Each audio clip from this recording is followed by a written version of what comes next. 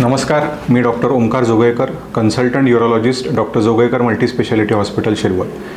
आज मी आपणा सर्वांची युरेथ्रल स्ट्रिक्चर म्हणजेच पुरुष लघवी मार्गाचे आकुंचन पावणे या आजाराबद्दल बोलणार आहे।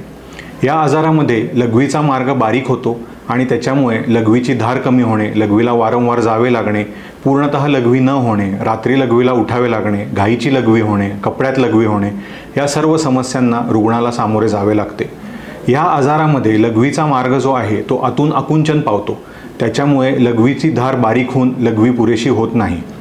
दुर्दैवाने ह्या आजारासाठी कुठल्याही प्रकारच्या गोळ्या उपलब्ध नाहीत। या आजारासाठी ऑपरेशन करून तो मार्ग मोठा करणे हाच इलाज उपलब्ध आहे।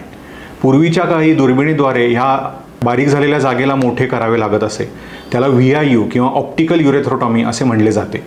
या उपचारामध्ये दुर्बिणीद्वारे जो लघवीचा मार्ग बारीक झालेला आहे त्याला आतून कट करून लेझरद्वारे तो मार्ग मोठा केला जातो।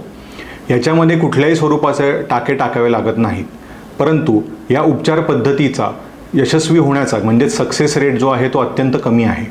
म्हणून याच्यासाठी ॲडव्हान्स प्लास्टिक सर्जरीचे ऑपरेशन उपलब्ध झाले आहे, ज्याला युरेथ्रोप्लास्टी असे म्हणतात। युरेथ्रोप्लास्टीमध्ये गालाच्या आतील भागातले चामडे वापरून पुरुषांचा अथवा महिलांचा लघवीचा मार्ग जो बारीक झालेला आहे त्याला कायमस्वरूपी मोठे करण्यात येते।